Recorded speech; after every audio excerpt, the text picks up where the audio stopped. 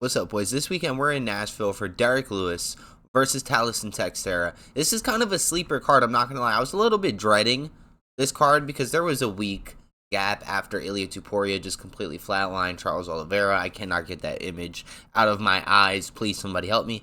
But there was a week break, so, you had time to think about it. And all I was thinking about was, damn, this is the main event. Tallison Teixeira versus Derrick Lewis. And I'm just thinking to myself, I don't even want to really look at the card. The Tallison Teixeira's last fight was against Junior Tafa. Like, okay, yeah, Junior Tafa did get knocked out in 35 seconds by Tallison Teixeira. My boy elbowed and kneed him in the face rapidly for a finish. But I wasn't that excited. But doing a little bit of digging, your boy is extremely excited for this card. I thought we were going to be in the Apex Center, but we're in Nashville for whatever reason. Hey, I like this. We have Wonder Boy as the co-main event. Okay, a little bit down in the card. The main event of the prelims is a banger.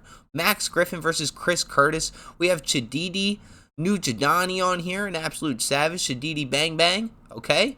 Jake Matthews is on here. There's a few sleeper bangers on this card, all right? But we're here to talk about Derrick Lewis versus Tallison Teixeira. Now, listen, we all know Derrick Lewis has the most knockouts in the UFC, all right? Derrick Lewis is on a one-fight winning streak, all right? He just lost a fight to Jailton Almeida. Of course, Jailton Almeida just kind of sat on top of him and wrote out a decision, but it's still a loss. Normally, Derrick Lewis is known for getting up and standing up and saying, you know what, jiu-jitsu doesn't work. I'm just going to stand up.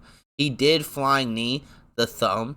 Marcios Regido de Lima in the face in 33 seconds, but that was a flying knee against the thumb. The thumb doesn't really have that much of a brain. Previous to that, he was on a 3-fight losing streak, got submitted by Sergey Spivak, knocked out in 55 seconds by Sergey Pavlovich. The Sergeys are really getting to him, and Tai Tuivasa, elbow, round 2, all the way back in 2002. So Derrick Lewis has been a little bit inactive, if you say so. This would be his first fight in 2025. He only had one fight in 2024, but we all know that power is the last to go. If you have not ever seen Derrick Lewis versus Alexander Volkov, you should absolutely go watch this. Now listen, Tallison Teixeira is 6'7". 6'7". Now he's not just some random heavyweight that just wants to bang it out with you. He's pretty decent on the ground. He has a submission win, an inverted triangle armbar in round 1. That was his first ever amateur fight. Alright? So I don't know if he's going to do the courageous thing and stand there with Derrick Lewis and just bang it out with him for, 5 to 10 minutes, however long that's going to last out, or if he's going to do the smart thing and try to take him down. You've just seen him lose to Jailton Almeida, a dude who's like 235 pounds. By the way, Tallison, you are way bigger than Derrick Lewis. But again, power is the last thing that goes. I would not be surprised if we see a Derrick Lewis knockout, okay? Like, he has the most knockouts in the UFC. He has sneaky ass power. Those hands are ridiculous. He hit Alexander Volkov so hard. His mouthpiece came out. Alexander Volkov's mouthpiece came out, and he didn't realize that it was he hit him so hard that I can't even speak right now. Alexander Volkov got hit so hard that his mouthpiece came out. The referee handed the mouthpiece to Alexander Volkov. He thought he had his mouthpiece inside, so he handed it to Derrick Lewis, said, "Here, put this in." He's like, "Oh, wow, my mouthpiece is out," and he put it in. And then Volkov ends up getting knocked out after he was winning the fight. Please somebody watch Derrick Lewis versus Alexander Volkov. Absolute banger. Absolute banger. Now, Tallison Teixeira has an absolute path to victory here. You could stay on your back foot and use your reach to your advantage. This dude is literally 6'7". He has an 83-inch reach. An 83-inch reach, which is really not that big of a reach advantage. It's only a 4-inch reach advantage, but the height advantage is significant. Significant height advantage. But when you're small, when you're the smaller fighter, and you're overhand right, it's perfect for somebody who's a little bit taller than you. And Derrick Lewis is the overhand right kind of guy. Okay, so I will be placing my bet on Derrick Lewis. I think we will be seeing a Derrick Lewis resurgence, but it kind of sucks because we need more blood in the heavyweight division. The heavyweight division is stale.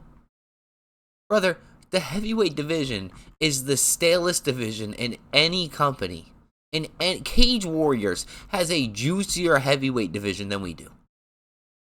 Seriously, the only cool heavyweight fighter that we have in the top 5, I'm going to be honest, is Volkov. I was a Sergey Pavlovich fan. I was. And Volkov went out there and that was, I don't even want to talk about that Sergey Pavlovich versus Volkov fight. It broke my heart, and I'm not even I'm not even friends with those dudes. They were homies. It was like an anime battle. But listen, the only prospect I see in the heavyweight division is Alexander Volkov, but he doesn't stand a chance against Tom Aspinall either. Nobody in the heavyweight division stands a chance against Tom Aspinall. That is what I'm saying when I mean that the heavyweight division is stale. It's absolutely stale. They need to start. You know how they brought in Kaya Sakura, Patricio Pitbull. I can't even speak. Patricio Pitbull, Patchy Mix. Bring in some heavyweights. Let them fight. I want to see Cyril Gane versus a Cage Warriors heavyweight for absolutely no reason. For absolutely zero reason. But the UFC wants Tallison to win. Tallison Teixeira. They want him to win. Do I think he's going to win? He absolutely has a chance, but I'm going to say no. I think Derrick Lewis has this one in the bag, boys. Derrick Lewis' career resurgence is in order.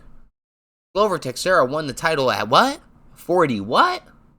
How old is Derrick Lewis right now? He's 40. Hey. Don't forget, you can always be the first person to do something. I'm here for the Derrick Lewis career resurgence. I think Derrick Lewis might be able to. He at least has a chance to beat Tom Aspinall. He at least has a chance to beat Tom Aspinall. Now, I understand the MMA math doesn't work. My boy Sergey Pavlovich knocked Derrick Lewis out in 55 seconds. But maybe we get the Sergey Pavlovich rematch. Sergey did rock him. But I think we're going to be seeing a Derrick Lewis knockout. I'm not going to say round 1, but we will be seeing a Derrick Lewis spark. Somebody's going to be getting sparked in that octagon. Hopefully. All right, boys. Out of here.